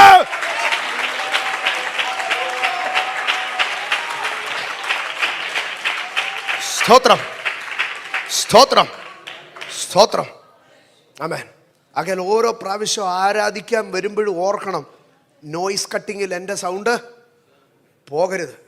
നോയിസ് കട്ടിങ്ങിൽ എൻ്റെ സൗണ്ട് തട്ടിപ്പോകരുത്. ഇവിടെ നിന്ന് അടിച്ചാൽ അത് തട്ടിപ്പോകും. അത് ഒരെണ്ണം പോലും സ്വർഗത്തിൽ ചെല്ലത്തില്ല. ഇനി അബദ്ധവശാണ് സ്വർഗത്തിൽ ചെന്ന് കഴിഞ്ഞാൽ ദൂതന്മാർ ചോദിക്കും, ഇതാരടാ ഈ കറകറ ശബ്ദം? യെസ്, കാരണം ദൈവത്തിന് നോയ്സ് വേണ്ട. തകർത്ത ഇടിനാദം പോലെ, പെരുവെള്ളത്തിന്റെ ഇരച്ചിൽ പോലെ, മഹാപുരുഷാരത്തിന്റെ ആരവം പോലെ. ഹല്ലേലൂയ. ആമേൻ, ആമേൻ. പണ്ടൊക്കെ ക്യാമ്പിന് പോകുമ്പോൾ നമ്മളെ ഇങ്ങനെ ശീലിപ്പിക്കുമായിരുന്നു. 1 finger, 2 finger, 3 finger, 4 finger, 5 finger. ആമേൻ. 1 ഫിംഗർ കൊണ്ട് അടിക്കുമ്പം ചാറ്റമഴയുടെ സൗണ്ട്, അത് കഴിയുമ്പോൾ ഇച്ചിരിയുടെ മഴയുടെ സൗണ്ട്. പോട്ടെ, അഭിഷേകം നമുക്ക് വിടാം. പക്ഷേ അറിഞ്ഞുകൊള്ളണം, ദൈവത്തിൻ്റെ ആത്മാവ് എവിടെയൊക്കെ ഇറങ്ങി വരുന്നതെന്നറിയാമോ? ട്രൂ വർഷിപ്പേഴ്സിലേക്ക് ഇറങ്ങി വരുന്നത്. ആമേൻ. ആത്മാവ് അവനിൽ വന്നു. ഒരു ട്രൂ വർഷിപ്പറിൻ്റെ അകത്ത് ആത്മാവ് വരും. 1 റിപ്പൻറ്റൻസ്, 2 വർഷിപ്പ്. മൂന്നാമതായി കൊരിന്ത്യർക്ക് എഴുതിയ 2-ാം ലേഖനം 12-ാം അധ്യായം 9-ാം വാക്യത്തിൽ പറയുകയാണ്. കൊരിന്ത്യർക്ക് എഴുതിയ 2-ാം ലേഖനം 12-ാം അധ്യായം 9-ാം വാക്യം. അവൻ എന്നോട് എൻ്റെ കൃപ നിനക്ക് മതി, എൻ്റെ ശക്തി ബലഹീനതയിൽ തികഞ്ഞു വരുന്നു എന്ന് പറഞ്ഞു. ആകയാൽ ക്രിസ്തുവിൻ്റെ ശക്തി എൻ്റെ മേൽ ആവസിക്കേണ്ടതിന്, ശ്രദ്ധിക്കണമേ, ക്രിസ്തുവിൻ്റെ ശക്തി എൻ്റെ മേൽ ആവസിക്കേണ്ടതിന് ഞാൻ അതിസന്തോഷത്തോടെ എൻ്റെ ബലഹീനതകളിൽ പ്രശംസിക്കും. അപ്പം ക്രിസ്തുവിൻ്റെ ശക്തി ആരുടെ മേലാണ് വന്ന് ആവസിക്കുന്നതെന്നറിയാമോ? ജീവിതത്തിൻ്റെ ബലഹീനതകളെ ഓർത്ത് എന്നാലും എൻ്റെ ദൈവം എന്നോട് ഇങ്ങനെ ചെയ്തല്ലോ, എന്നാലും ഞാൻ എന്തിനാണോ ഈ കഷ്ടകാലം പിടിച്ചോൻ ജനിച്ചത്. ജീവിതത്തിൻ്റെ ബലഹീനതകളെ ഓർത്ത് പിറുപിറുത്തോണ്ടിരിക്കുന്നവൻ്റെ മുകളിൽ ദൈവത്തിൻ്റെ ശക്തി വന്ന് റെസ്റ്റ് ചെയ്യുന്നതാണോ? മലയാളത്തിൽ ആവസിക്കൂ എന്നൊക്കെ എഴുതി, പക്ഷേ ഇംഗ്ലീഷിൽ വളരെ അങ്ങനെയല്ല എഴുതിയിരിക്കുന്നത്. മേ റെസ്റ്റ് അപ്പോൺ മീ എന്നാണ് പറഞ്ഞത്. ആമേൻ. അപ്പം പൗലോസിനൊരു വെളിപ്പാടുണ്ട്. ഞാനിവിടെ എപ്പോഴും എനിക്ക് കാശില്ലേ എന്ന് ഞാനിങ്ങനെ എൻ്റെ ബലഹീനതയെ ഓർത്ത് പിറുപിറുത്തോണ്ടിരുന്നാൽ പരിശുദ്ധാത്മാവ് ഇവിടെ വന്ന് എന്ത് ചെയ്യത്തില്ല? റെസ്റ്റ് ചെയ്യത്തില്ല. Boast in your infirmities. ആമേൻ. എനിക്കും നിങ്ങൾക്കും എല്ലാം ബലഹീനതകളുണ്ട്. ആമേൻ. എൻ്റെ ശബ്ദം നല്ലതല്ലായിരിക്കാം, എൻ്റെ ഷേപ്പ് നല്ലതല്ലായിരിക്കാം, എൻ്റെ കളറ് നല്ലതല്ലായിരിക്കാം, എൻ്റെ തലയിൽ മുടിയില്ലായിരിക്കാം, എനിക്ക് 100,000 ബലഹീനതകൾ കാണും. ഈ ബലഹീനതയെല്ലാം വെച്ച് ഞാൻ 24 മണിക്കൂറും ഇന്നാലും ദൈവമേ എന്നെ സൃഷ്ടിച്ചപ്പോൾ എന്തായിരുന്നു കർത്താവേ പവർ കട്ടായിരുന്നോ എന്ന് ചോദിച്ച് ഇങ്ങനെ സങ്കടപ്പെട്ടുകൊണ്ടിരിക്കാതെ എൻ്റെ ബലഹീനതകളിൽ how much I boast in my infirmities, അത്രത്തോളം ദൈവത്തിൻ്റെ തേജസ്, ദൈവത്തിൻ്റെ മഹത്വം എൻ്റെ മേലെ ആവസിക്കും. ഇന്ന് രാത്രി ഞാൻ പറയട്ടെ, ഒരു പക്ഷേ നിന്റെ ഇൻഫോമിറ്റി നിന്റെ ഫാമിലി ആയിരിക്കാം, ഒരു പക്ഷേ നിന്റെ ഇൻഫോമിറ്റി നിന്റെ ലാംഗ്വേജ് ആയിരിക്കാം, ഒരു പക്ഷേ നിന്റെ ഇൻഫോമിറ്റി നിന്റെ ഹെൽത്ത് ആയിരിക്കാം, ഒരു പക്ഷേ നിന്റെ ഇൻഫോമിറ്റി നിന്റെ പാർട്ട്ണർ ആയിരിക്കാം, ഒരു പക്ഷേ നിന്റെ ഇൻഫോമിറ്റി നിന്റെ ഫിനാൻസ് ആയിരിക്കാം. Do not murmur on your infirmities but boast on your infirmity. Boast on your infirmity. നിന്റെ ബലഹീനതകളിൽ പ്രശംസിക്കുക. അവിടെ ആത്മസാന്നിധ്യം ഇറങ്ങുന്നതിനെ കാണാൻ കഴിയും. ബലഹീനതകളെ കുറിച്ച് കരഞ്ഞുകൊണ്ടിരുന്നാൽ കരഞ്ഞുകൊണ്ടേ ഇരിക്കത്തുള്ളൂ. ഹല്ലേലൂയ. ഇന്ന് രാത്രി പറഞ്ഞാട്ടെ, ഞാനൊരു മണ്ടനായതുകൊണ്ട് സ്തോത്രം, ഞാനൊരു പൊട്ടനായതുകൊണ്ട് സ്തോത്രം, എനിക്ക് പലതിലും അറിവില്ലാത്തത് കൊണ്ട് സ്തോത്ര, എനിക്ക് പലതിലും ആവശ്യത്തിന് സൗകര്യങ്ങൾ ഇല്ലാത്തത് കൊണ്ട് സ്തോത്ര, എനിക്ക് സപ്പോർട്ടീവായിട്ട് പലതും ഇല്ലാത്തത് കൊണ്ട് സ്തോത്ര. ഇതൊക്കെ എൻ്റെ ബലഹീനതകളൊക്കെ നിമിത്തം സ്തോത്ര. എൻ്റെ ശരീരത്തിലുള്ള ബലഹീനതകൾക്ക് സ്തോത്ര, എൻ്റെ സാമ്പത്തികത്തിലുള്ള ബലഹീനതകൾക്ക് സ്തോത്ര. ആമേൻ. എൻ്റെ ജീവിതത്തിൽ ബലഹീനതകളെ ചൊല്ലി ഞാൻ ഇനി കരയാൻ പോകുന്നില്ല, കാരണം കരഞ്ഞാൽ അഭിഷേകം വരത്തില്ല. ആമേൻ. I will boast on my infirmities. Hallelujah. Hallelujah. Hallelujah. Hallelujah. Hallelujah. Boast on your infirmities. അവിടെ ദൈവത്തിൻ്റെ ആത്മാവ് നിങ്ങളിലേക്ക് ഇറങ്ങി വരും. അടുത്ത ഭാഗത്തിലേക്ക് നമുക്ക് കടന്നു വരാം. ആമേൻ. ദൈവത്തിൻ്റെ ആത്മാവ് ഇറങ്ങി വരും. ദൈവത്തിൻ്റെ ആത്മാവ് ഇറങ്ങി വരുമ്പോൾ എന്തു ചെയ്യും?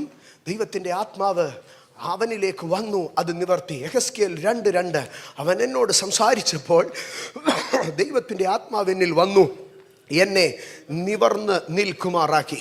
യെഹെസ്കേൽ പ്രവാചകൻ ഈ ഭാഗം പറയുന്നതിൻ്റെ ഒരു കാരണമുണ്ട്. മുൻപേ നാം കണ്ടല്ലോ ശലോമോൻ്റെ ദൈവാലയം.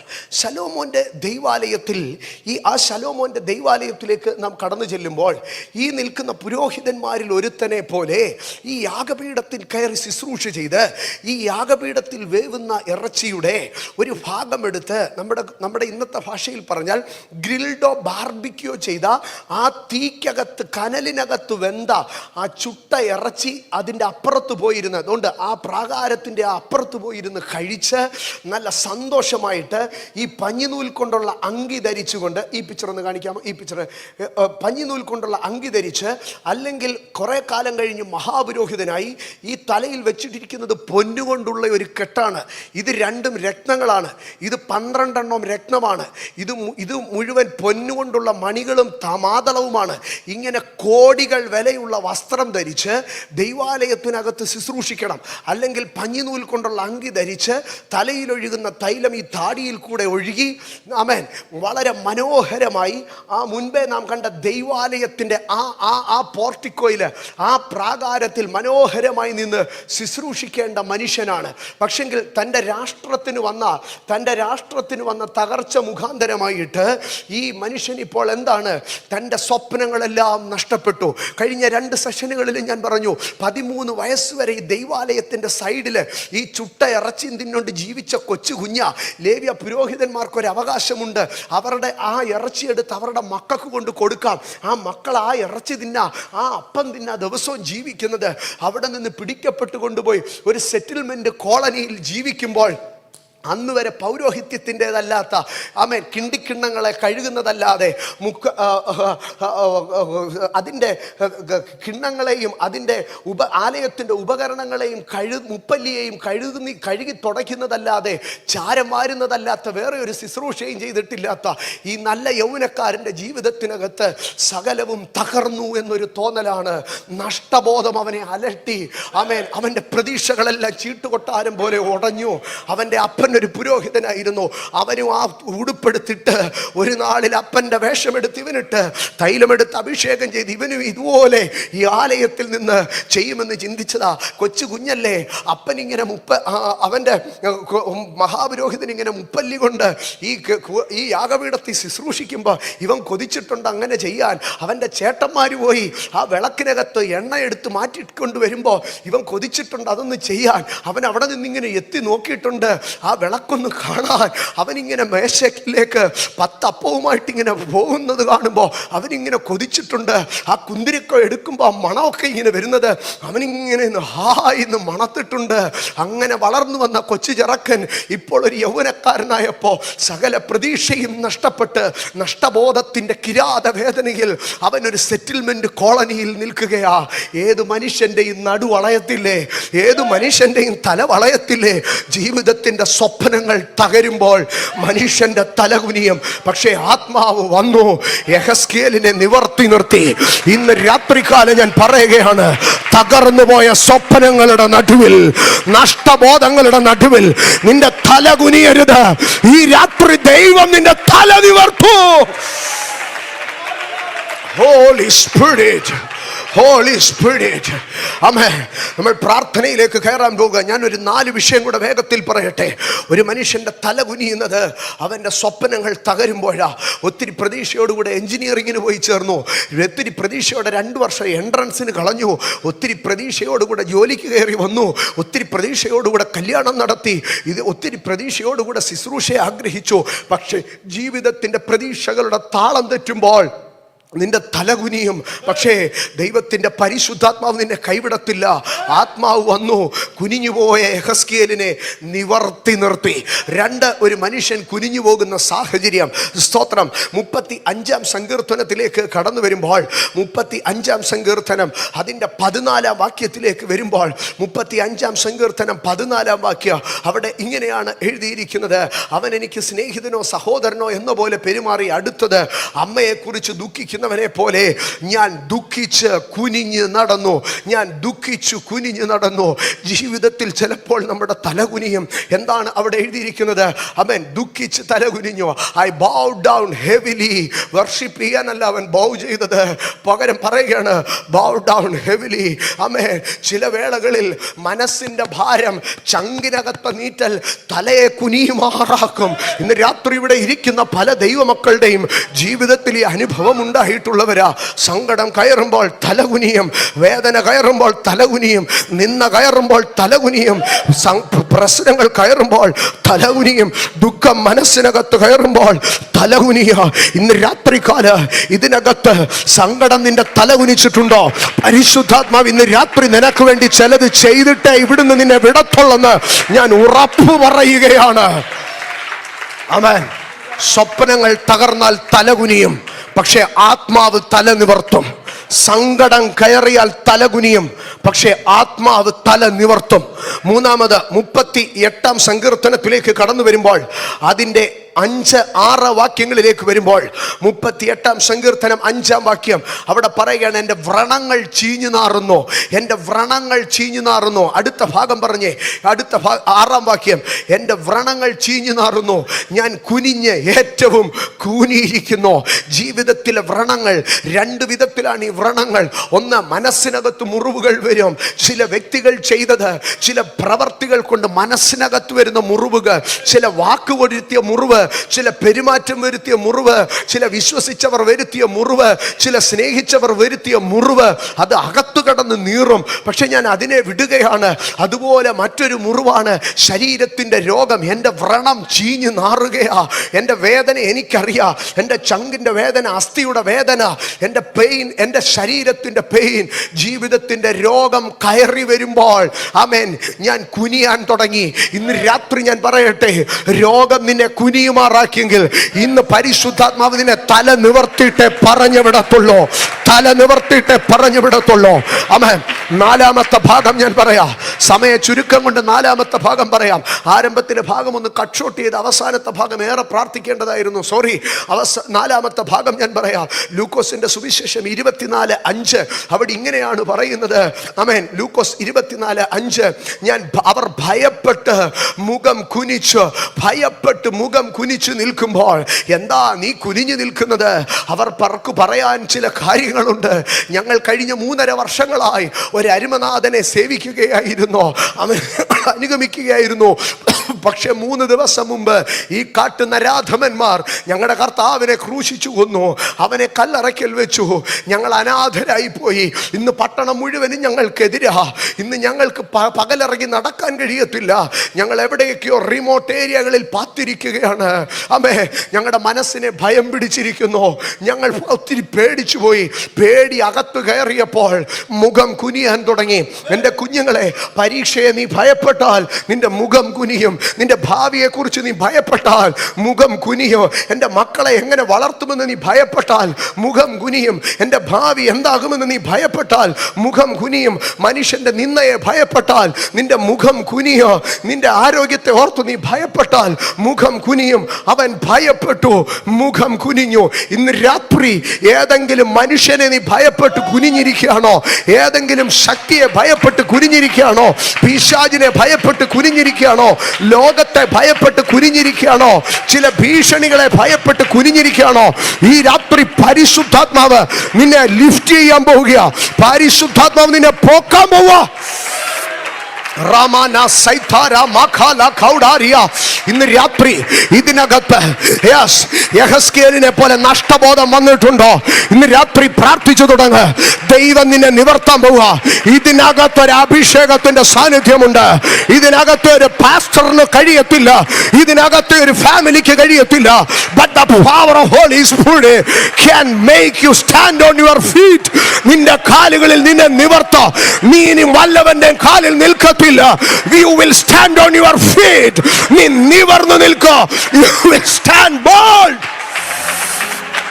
ഇത് അഭിഷേകം ചിലരുടെ ധൈര്യത്തെ മടക്കി വരുത്തുന്നു. അഭിഷേകം ചിലരുടെ സൗഖ്യത്തെ മടക്കി വരുത്തുന്നു. അഭിഷേകം ചിലരുടെ സന്തോഷത്തെ മടക്കി വരുത്തുന്നു. Fire anointing, it's touching you. അഭിഷേകം വരുന്നു, രോഗങ്ങൾ വിട്ടുപോകുന്നു. അഭിഷേകം വരുന്നു, സൗഖ്യങ്ങൾ സംഭവിക്കുന്നു. അഭിഷേകം വരുന്നു, ഭയങ്ങൾ വിട്ടുമാറുന്നു. അഭിഷേകം വരുന്നു, ശത്രുക്കൾ ചിതറുന്നു. അഭിഷേകം വരുന്നു, നീ നഷ്ടമായെന്ന് കരുതിയത് ദൈവം നിനക്ക് തിരിച്ചു തരുന്നു. This is the night of Holy Spirit. Holy Spirit. കർത്തൃദാസൻ ആരാധനയുടെ ആരംഭത്തിൽ പറഞ്ഞിരുന്നു, ഇതൊരു പ്രൊഫറ്റിക്കൽ നൈറ്റ് ആണെന്ന്. Yes, in the power of Holy Ghost, in the authority of apostleship, I prophesy you, you will stand on your feet. You will stand on your feet. You will stand on your feet. നീ നിവരാതെ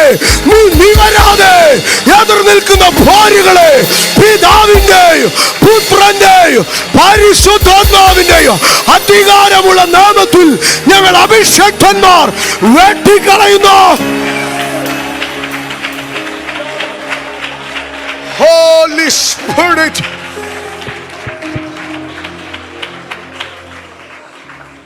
ദാനിയേലിന്റെ പുസ്തകം 10-ാം അധ്യായത്തിലേക്ക് കടന്നു വരുമ്പോൾ അതിന്റെ 15-ാം വാക്യത്തിൽ Daniel മുഖം കുനിച്ചൂമനായി നിൽക്കുക.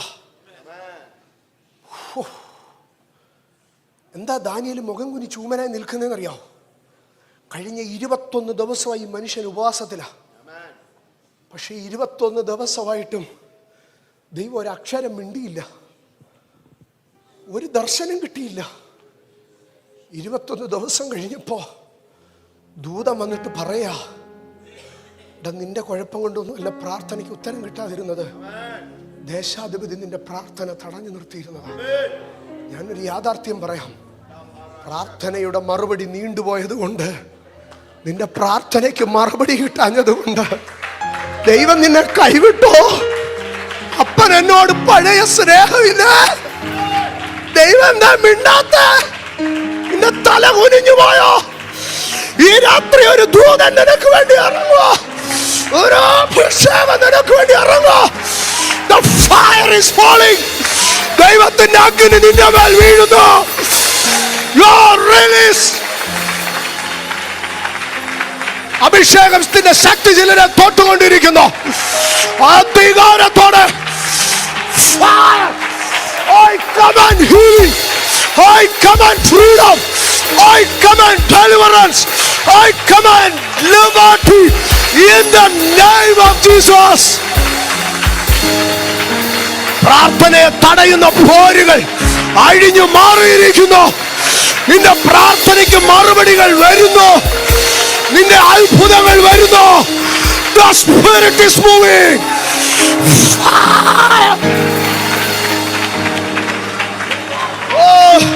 അഭിഷേകം നിന്നെ പ്രേരിപ്പിക്കുന്നത് പോലെ ചെയ്തോ. നിനക്ക് തുള്ളണോ? നിനക്ക് ചാടണോ? നിനക്ക് മറിയണോ? പരിശുദ്ധാത്മാവ് ഇതിനകത്തുണ്ട്. നിന്റെ കണ്ണുനീര് മാറ്റി നിന്റെ വായിൽ ഒരു ചിരി തരികയോ. Laugh in the Spirit. Rejoice in the Spirit. Healing, healing, healing. Oh, liberty. Liberty. Victory in the name of Jesus. Victory in the name of Jesus. Victory in the name of Jesus. Victory in the name of Jesus. യേശുവിൻ നാമത്തിൽ ജയ. യേശുവിൻ നാമത്തിൽ ജയ. യേശുവിൻ നാമത്തിൽ ജയ. റിമാന ഹാഷിയ റഹാദിയ. നിന്നെ ഞെരുക്കുന്ന രോഗത്തെ ചവിട്ടിക്കള. നിന്നെ ഞെരുക്കുന്ന പ്രശ്നത്തെ കുടഞ്ഞു കള. The anointing is upon you. The Spirit is in you.